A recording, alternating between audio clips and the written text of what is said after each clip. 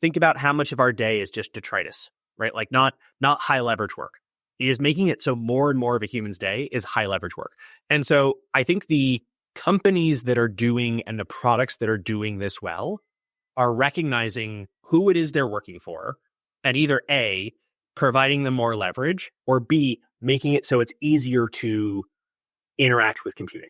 People think of the user as like, it's kind of like you have to build for a 5-year-old, like they're stupid or whatever. And I think like the right way to think about it is like they just don't care nearly as much as you do. You know what I mean? Like they're going through flow and they click on another app and something else comes and it's distracting or maybe just more important to them. And your app is done. It's dead. Like it's the back burner. And that's the 22% difference is just like you want someone to get something done, like make it easy and keep them there and keep them focused because there's a million other things that can be done. For all those founders, like Deel's 5-6 years old. There is a path to being, an enormous tens of billions of dollars of valuation in a real short period of time. I think as we go forward, there's going to be a really interesting lesson to learn from how we approach building product here. Welcome to the Product Market Fit Show, brought to you by Mistral, a seed stage firm based in Canada. I'm Pablo. I'm a founder turned VC. My goal is to help early stage founders like you find product market fit. Aaron, welcome to the show. Thanks for having me. Dude, so this is a bit of a different episode than we normally do, but I think we'll get pretty tactical like on the product side. You've been like, name the big company you've been there, right? Like Amazon, Facebook, VP product at Twilio. Now you're head of product at Deel. Maybe like if you can take a few minutes just to kind of go through your background, just so people understand kind of like the context, and then we'll dive in on a bunch of product things. I would love to. Look, I've been privileged to work at some of the world's most renowned tech companies. Like you said, Amazon, Microsoft, Facebook, Twitter, Twilio, and in roles that were sort of prime and center. So looked after the growth team at Twitter or Facebook Messenger at Facebook or, messaging at Twilio, which was their core business. And while the products and like fintech and, while the products were diverse, the real common thread amongst these roles, and like it's same with Deel, is just helping the high growth tech companies make their products as intuitive and human-like as possible, and growing and scaling and developing great product organizations. At Deel, which is, for those of you not familiar, it's like an all-in-one payroll and HR platform, but it's really for global teams. So, yes, you could be in one market, but if you're a truly global team, I look after the flagship product. But at the moment, I'm spending a lot of my time working on AI and also fintech, and sort of a good deal of time in the intersection of the two. Perfect. Well, let's talk. I need to talk to you about because you've seen product from so many different angles. Every 15, 20 years now, we maybe shift platforms, right? The last one was like mobile. And for the first time recently, we kind of saw what the next wave would look like. Like, we've been talking about VR, MR or whatever for so long, but like that Orion release, to me as a non-product expert at all, who, in 08 was like in high school or whatever. So I just wasn't thinking about these things. That seems to me like the first thing I've seen, and certainly like hearing people who've actually tried it, that can like replace the smartphone or like be the next like true computing paradigm and whatever that means from a product perspective in terms of apps and whatever. Like, I'm just curious on your impression on that, and if you agree, like, does that take over the smartphone? Like, where are you at? What do you think? So I think if you look over sort of the longitude of media, right? Like, I'm going to get sort of nerdy and Marshall McLuhan. Please, man, please. Yeah. The way that humans want to interact remains the same. There's no distinction. There's hot and cold medium. The thing that was that like what the mainframe to the PC meant I could do computing and I could access and do work outside of an office and inside my home, right? Then to the laptop, I could do it in a coffee shop. And mobile now I had sort of the entirety of the world's history anywhere I am. But those were still relatively clunky affordances. Like, you had to train to learn how to type. You had to train to learn how to query. You had to train to learn how to sort of do these. And they were very intuitive. Now, I think with the smartphone, we saw a really big step forward of that. But what we're seeing with sort of the current generation, both on the AI and some of the new visual affordances, like, they are becoming more and more intuitive. So they're mashing people where they are versus people have to train up to them. Now, when that happens, you see a sort of a shift. But where you see a sort of limiting factor is, you need the killer app, right? You need the like, this is the way that not just does my life get a little bit better, but wow, I am doing something in a way that I did not think I could do before. For VR, I think gaming was the best use case. I think when we look at the generative AI, it's, being able to just interact in a very conversational way and get incredible results. Well, what's your thinking on like the two approaches I see now? Like you look at what Meta's doing and how Zuck approached it, and then like what Apple's doing. I mean, I'm curious on your take from like a product strategy specifically, because what I see is, to your point of like use cases, Zuck seems to have gotten it right in the sense that he started with the VR, which was gaming, and like that's been great with the Quest, right? And then the Ray-Bans were just, oh, you can take pictures. And then AI like really helped him out. But it was like very specific, like, oh, you can take pictures and videos like with a click of a button. Very like specific use case. And I know people love it for that. The Apple Vision Pro felt like a friggin' awesome product that you don't really know what to use it for. I think when I think about building great products, you have to think about what the DNA of a company is. So like for us, it's about speed and global expansion and like being really sort of going deep into the core infrastructure. At the end of the day, Facebook is about the social interaction, right? So everything is in service of that social interaction, right? And so the Ray-Bans or, even the Spectacles, which was the Snap version that predated that, was about how do you create the content in a way that doesn't take you out of the moment. Why is that great? It creates more content, right? Now, I think what you're seeing now is that how do I consume social content in a way that doesn't take me out of the moment, right? Like how do I not have a screen in front of my face, but I'm still interacting? If you look at the origin, like what's the DNA of Apple, it is about the knowledge worker. It is about the knowledge like the creative version of that, about the media creation and consumption. That's kind of been where they've innovated at every step of the way. And they are a platform. Apple's not seen for their apps. Apple's seen for building the platform.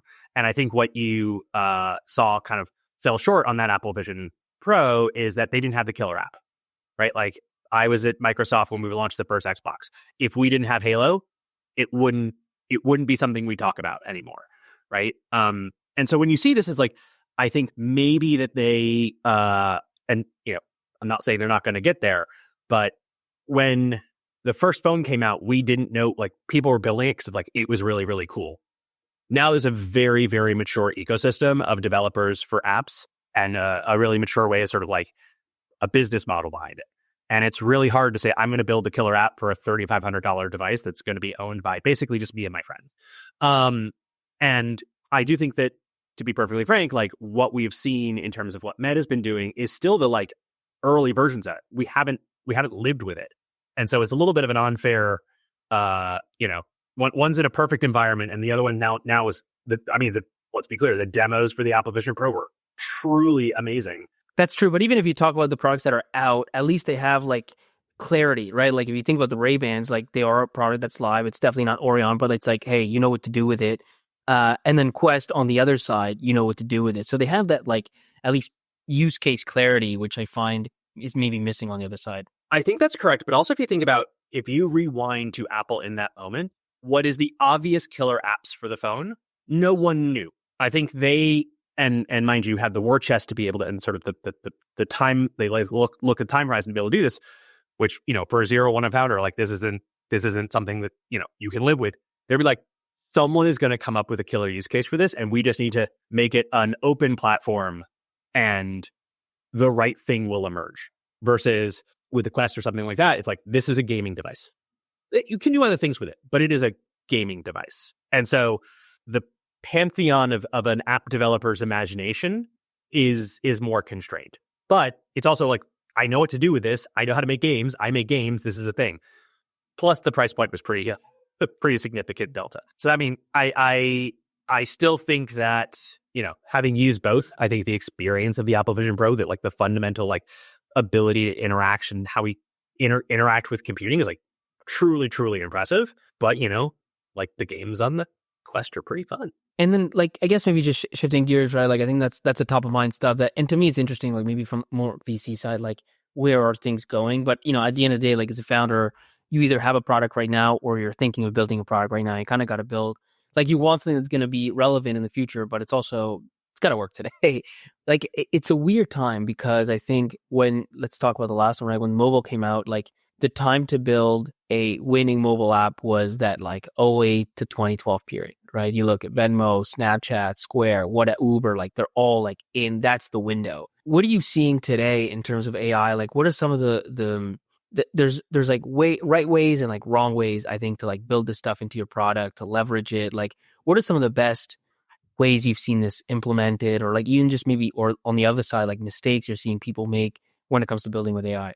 Sure thing. I think, well, I could also, what we're doing at Deel, I think, is a good representation, partially because I have a big hand in it, about how to do it right. Like, we're using it everywhere possible, internally, externally.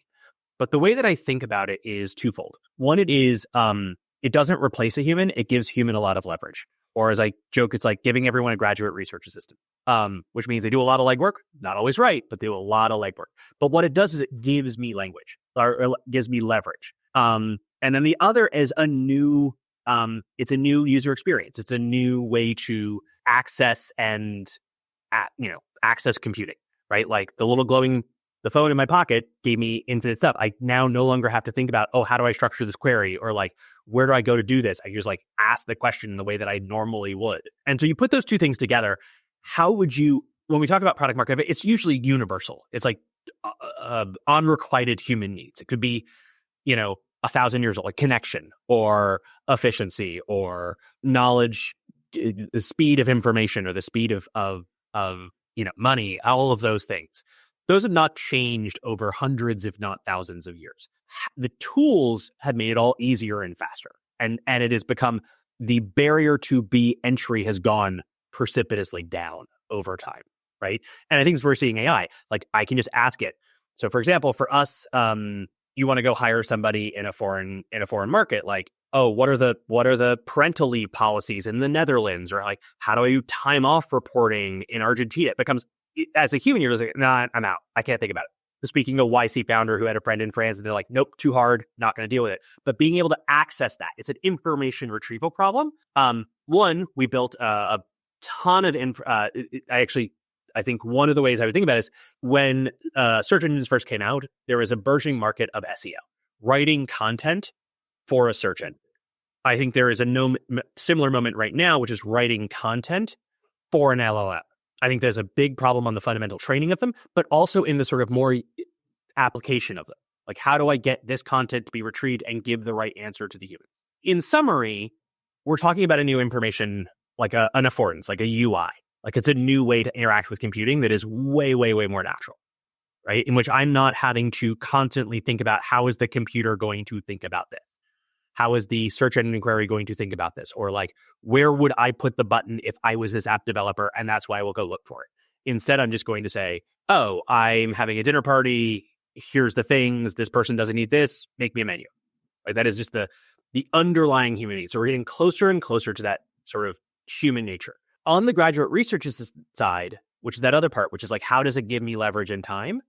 Like we're doing this across the board. So for example, there are 120 countries in which we're operating in. Every one of those has probably 4 or 5 government agencies that have some impact over work, right? It's the tax agency or maybe it's a labor or finance. Keeping up to date on that could be an enormous human problem. Instead, we are automating that process and being able to sort of say like, look, it's not making the final decision, saying like, look, there's something new here. Here's what it is. Here's the raw. Here's the summary. Then our humans, like the experts, are able to sort of go through and do the analysis and sort of create the right content and make the right decisions. But that one human is the force multiplier. Where I would need to have 10 people, I can now have one. Or that more importantly, that one person can do so much more. And they are so much more efficient. And really what we're doing is think about how much of our day is just detritus, right? Like not high leverage work. It is making it so more and more of a human's day is high leverage work. And so I think the companies that are doing and the products that are doing this well are recognizing who it is they're working for and either A, providing them more leverage, or B, making it so it's easier to interact with computing. I think the companies that are not going to be as successful are trying to replace humans. So you don't think like this whole AI agent thing, like take a whole workflow or set a workflow? That AI agent is kind of like, I mean, it's the buzzword today. Like that's what everybody talks about. Does it mean anything to you? I think it is not. If I was doing a 0 to 1 startup right now, that would not be where I'm going, right? Because you've got two things going on. One is Waymo can have an infinitely better driving record than your average human. But if it gets in one crash, it's the front page of every paper. I don't think humanity instinctively is rooting on the agent to succeed, right? And so unless you can guarantee perfection and outperform, you're not going to create a product people love, right? And if you're making a zero product, if you're making a 0-1 product and you don't have deep conviction that you can make someone's favorite thing, then you're probably not solving for the right things. And so I also think that are AI agents going to eventually get there? For sure, right? But I think they're going to get there for relatively low leverage work. And I think that if they are interacting with a human, I think the human's going to get pretty annoyed pretty quick. So, I mean, what's the common case? Like a sales development rep, let's generate that email and replace all SDRs. I think that's maybe you can send the first email, but what happens when you respond and, the AI is there? Like at some point, the prospect is going to go, I don't think this doesn't feel personal. This feels cold. This feels like the same form letters, but in a different way, right? Now, could you say, hey, and this is, the same thing, like, can we give you all of the information? So in our case, we have a big immigration practice. So you need to get, a founder needs to get a visa in a new market.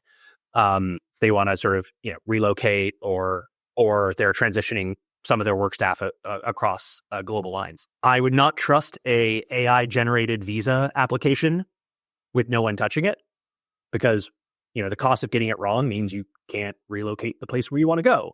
But I do feel really comfortable with saying, hey, look, we can automate most of the homework, all of the research, and give the expert all of the things that they need. So so they can be super high leverage and they can actually go deeper. They can do better work because they say, I can spend this much time on this project. And so that extra bit of research, that extra bit of work here doesn't happen, versus being able to go super deep. I think those are the types of products that I have a high degree of confidence, especially in the near term, being able to be successful. You mentioned something earlier. You said like building products people love, which I think is like the core thing on the wave, like on 0-1, when you're going towards product market fit, like that is the kind of your first stop, like building something that people truly love. And I guess I'm curious, like, because you've seen so many products that people ultimately did love. I think you saw many at scale, but you also work with early stage founders, especially in those early days. I mean, there's a point at which you have so many customers, you have revenue up and to the right, like there's so much signal, people love your product. But in those early days, when you're kind of shooting in the dark, what are some signals that people actually love your product versus it's kind of good and it's just always going to be like, you might get to $1 million ARR, you might get to 2, but like you're always going to be pushing a boulder up a hill because you're never going to have that pull that comes from people, really loving your product. I think there is, it's a couple ways. So like if you're, a VC and you're writing a check, you need to have conviction that whatever that company you're writing your check can potentially return your entire fund. And if you're not, you shouldn't be writing that check. And I think if you're a founder, if you don't have conviction that like this would be a thing there will be a product that someone loves, keep trying. Now, in most cases, if we go back to those books, it's products that the founder themselves, like, this would change my life. Now, the problem is that's N of 1, which is woefully inefficient. And so, if you look at our situation, we had 2 founders from different parts of the world who were here as students, and being able to sort of figure out how remote make remote work. Like it was really hard. And so they solved a problem that they themselves experienced. Perfect example of when I was looking after Messenger, we lived in America where SMS was free. WhatsApp was built out of Europe where SMSs were expensive. Or Uber was built in San Francisco, not in New York where taxis worked. San Francisco taxis never worked. So the first version is like, if you don't, like, most of the founders have like, I have lived it. This is not the McKinsey arm length, oh, I see there being a market here. It's like, this would change my life. This would solve my problem, right? It's the Airbnb, like, I need a place to stay on during Dreamforce. That's your first customer. But then it's like, how do you make sure that it's not just building for you? And, I think the first thing is like, look, you have to go for that, you go to that customer, you're spending time with them, they're a design partner. And at the risk of being trite, like, you'll know it when you see it. Because it won't just be like, oh, this is helpful. They'll be like, how do I get that now? Right. And that is like when you see those moments, you see their eyes light up. But the only way you do that is to be really close to them and be really, really tight. I think what that then introduces is like, okay, now N is 2. Could you still just have found the one person who thinks the same way you do?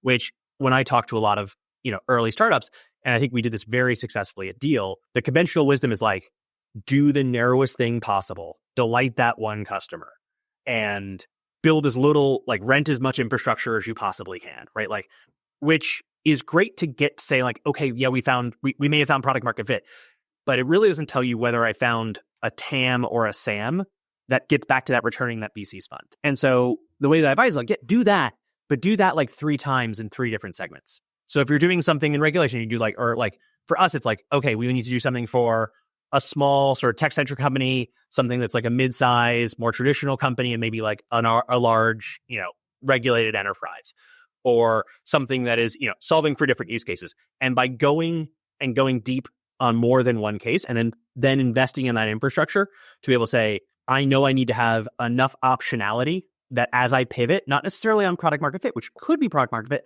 but a lot of that pivoting is on the interaction, the nuances, the details. You need to build that optionality, and that is your infrastructure. Like for us, it was building all our own financial rails. It was opening up 120 entities in markets so that we didn't have to worry about someone else. It's building our own payroll engines, because then you had that continuity of service where you're like, oh no, this is the way that someone really wants this.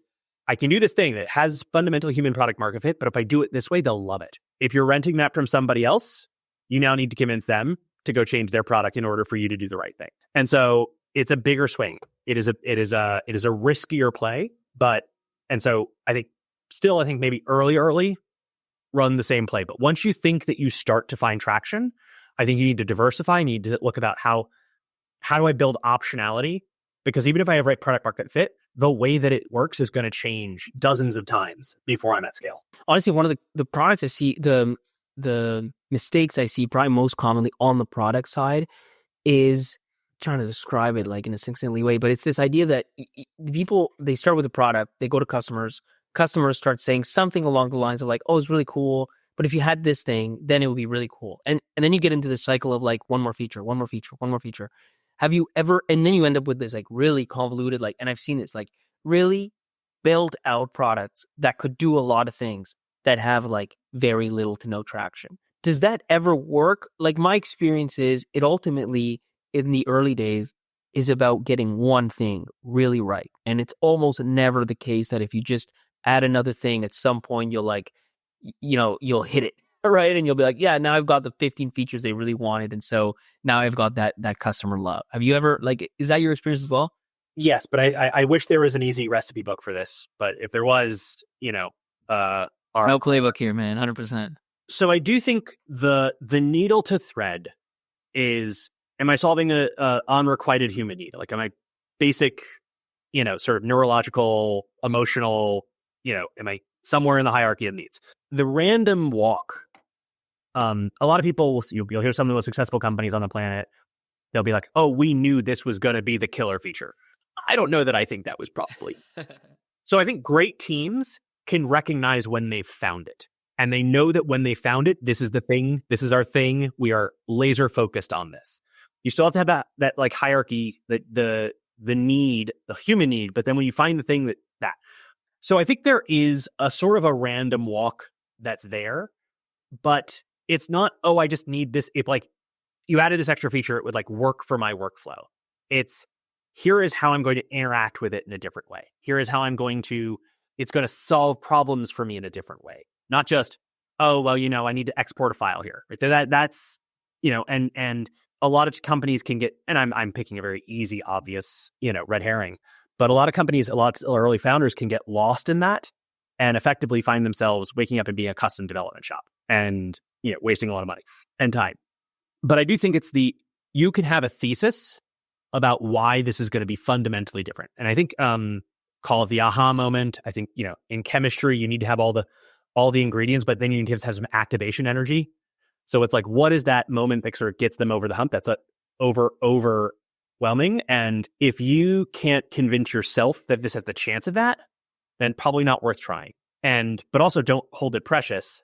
But once you do stumble upon it, have the humility that like you may have stumbled upon it by accident, but when you do, great teams recognize it, that they found it, and then they execute on it with extreme focus. The other thing that comes up in that, like, and usually probably once you've hit that mark and you start feeling that customer love, is hiring that first PM. Like, what's your thoughts on that? When should you hire your first PM? What have you seen there work?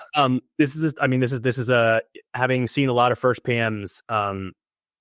It's a tough gig, right? Because at some point, the first PM is always the founder. Even if they're building for themselves, they're the ones that no one's going to sell your product better than you are. They are that. And so in your average sort of setup, there may be a technical founder, a non-technical founder, folks that had some software experience in the past. They've worked at some good shops. What is the job of the first PM? It really is giving leverage to the founder. And so that's tough, right? Because that's not the most exciting PM job. On the flip side, I've seen founders bring in amazing, seasoned product leaders, and 3 months later, they're no longer there because that founder was not in a place, nor should they be in a place, to give up that product vision to someone else, right? And so, you really should think about that first product manager, and sometimes it's not even a product manager. Sometimes it's a non-traditional role, like someone who will give you a lot of leverage. Like, it could be a designer, it could be, but they are able to take your voice and amplify it. Is it like managing requirements? Is it like working with, kind of being that glue between, design, engineering, sales? Like, what do you find is like the main thing that first PM tends to do? I think those are the necessary but not sufficient. So the mechanics of product is required, right? Like, be in the details, be making sure that everyone's aligned, being really thoughtful about prioritization. But I think it is the make or break is finding someone that you can get shorthand to really quickly. And what does that mean? Like, I could be like, oh, I just need this over here and do the thing over here with the thing. And they know exactly what to go do with that, right? When you have those types of relationships, they kind of can just intuit what you're trying to do and fill in the gaps. That's when you have a really successful first product hire. And they're still bringing you ideas and challenging you and pushing you, but, recognizing that their sort of job is to sort of, you draw the sketch, they build the full building. I typically see PMs, like the first PM be higher number, 30, number 40, something like that. I think that's like the right sort of time to think about it, because you've probably raised enough money, you've seen enough traction, you're starting to, your constraints as a founder is, focusing internal on operations or externally on growing your business, also managing future rounds of investment. And that's where they start to say, look, I can't making an okay product is like pretty easy. Making a good product takes a lot of work. Making an excellent product takes an enormous amount of labor. What's the difference between an excellent product and an okay one? I'm going to borrow the Apple, like anytime, like Dieter Rams, right? Like, it's that, it's those moments of design. Like, how did they get that bezel? Like, how does it feel in my hand? How does it interact? I mean, I can't imagine how much time someone spent on these scrolls, mechanics and physics and TikTok, right? Like, because whatever they did, they just got it right. The filters on Instagram. I'm picking easy consumer products. I think there's an easy way to connect to it. So, like, once you did that, like, that takes that level of tuning to create something in games. Tuning games is an enormous amount of work, right? Or look at what Pixar does. The delta between good and great is it's exponential in terms of effort. And so, when you're a founder, you hit that 30 to 40 mark, for you to take that level of attention to detail and push that forward means you're probably neglecting other parts of your business. And so you need that human that has shorthand to be able to sort of like take your vision and get as much of that right as possible. And so you can come in and do the tweaks at the end. How much of product these days is about like the vision? There's like the vision of where things should go. There's like the design of like how things look and feel. And then there's like this growth element. Like you mentioned the TikTok thing. That's where my mind went. Like a lot of this stuff is just test, the whatever million blue shades of blue that Google tried or whatever that thing was. You know what I mean? Like just like test out a bunch of different things, and whatever moves that KPI the most, that's the best product. Like where is product these days? Like what kind of viewpoint matters most? I think where sort of I am, I got to do all three. If you don't get to choose anymore. But I had someone really smart give me the best advice about Like strategy is something you do twice a year. The rest of the year, you just do your job, right? And honestly, every great strategic insight I've ever had and every great strategic insight I've seen people who are much better than me have has come from being in the detail, has been in that nuance, has been in the weeds. Oh, why did someone hit that versus that? That's interesting. I wonder. That is, but what all that means is that the difference between the growth hacking and the strategy is not as much as you think. In fact, it's more of a circle than it is a sack. And, when I think about sort of the new features versus optimization versus extension, I guess kind of, prioritization, managing engineering, here is how I think about it. Every time you introduce some, let's say you've gotten the product market fit generally correct. You're solving a need that's real and matters. Then it's really about, in sales, they call it objection handling. But it is every time you cause a little bit of friction, life gets in the way. I think of the spectrum, right? On one side, you got a tax authority, and the other side, you got a game, right? The tax authority, you could build the worst website. It literally could punch you in the face every time you opened it. You'd still finish it because you have to pay your taxes, right? This utility trumps everything.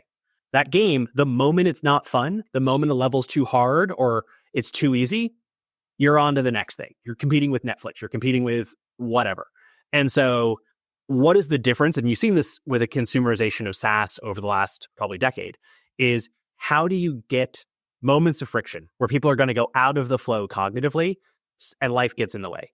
If you just make it easy, you'll see that traction. And so that's the objection handling. Just take away the reasons for you not to finish this. I think the Google 40 Shades of Blue, only people who have enough traffic to do that is Google.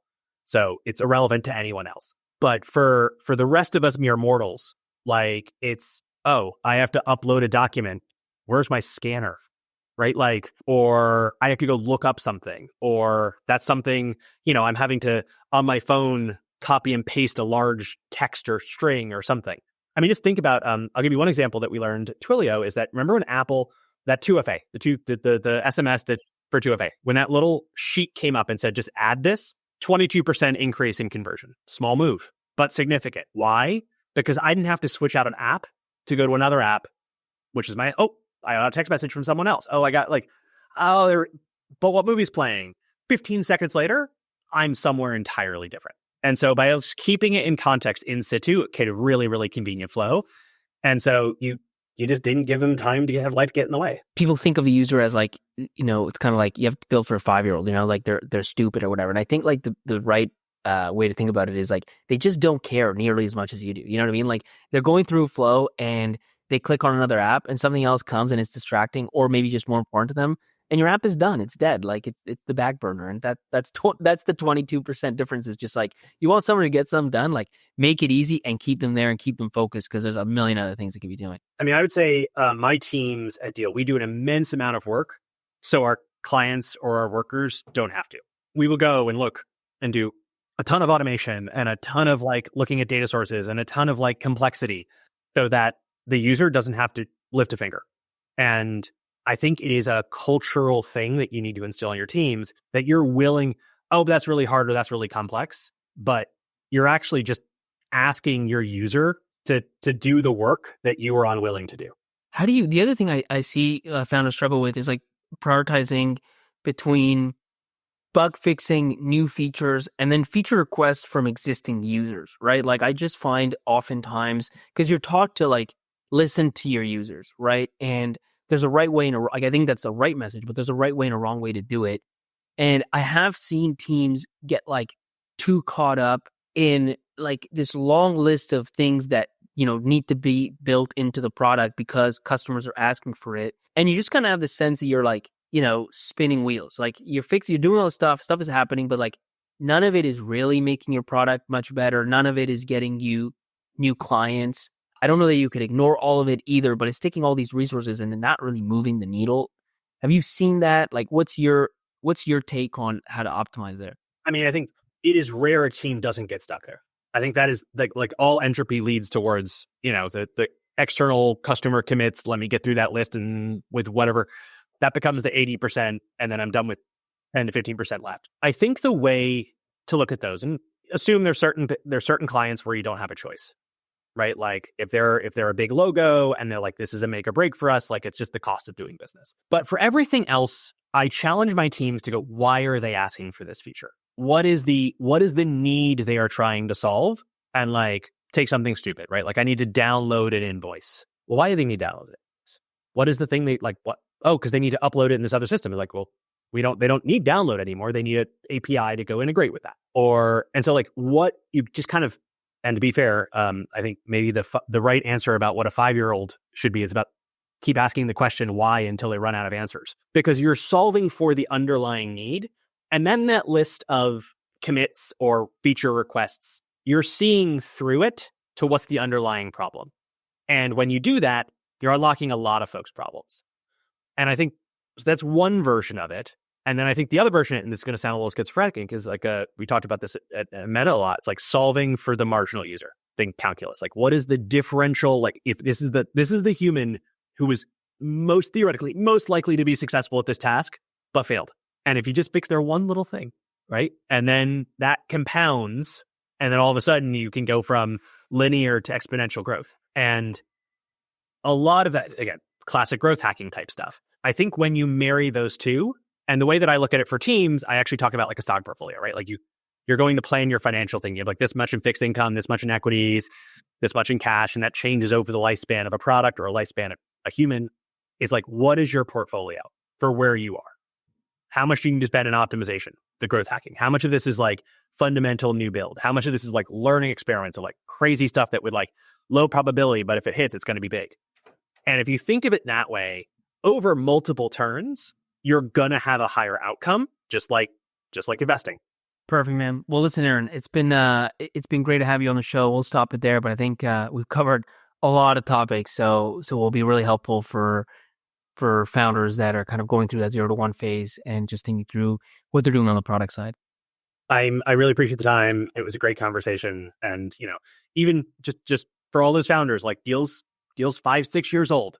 Like there is a path to being an enormous tens of billions of dollars of valuation in a real short period of time. I think as we go forward, there's going to be a really interesting lesson to learn from how we approach building product here. Crazy. You guys are worth like last was like what 12 billion valuation or something. And when do you guys start? What was the year founded? Oh, I don't know, but I think we maybe just had our 5th birthday. Wow, that's crazy, man. That's insane. I just gave you content that you liked so much. You actually listened to the end. And guess what? You didn't pay a single dollar. Not only that, I didn't even put any ads in your face. So you just got a bunch of content for free. And now that I've delivered that value, I'm asking for something in return. Open your app, open Apple Podcasts, open Spotify, open whatever app you use to listen to this, and hit that follow button. It's actually going to help you because it's going to help you make sure you don't miss out on the next episode, which you like so much that you listen to the whole thing.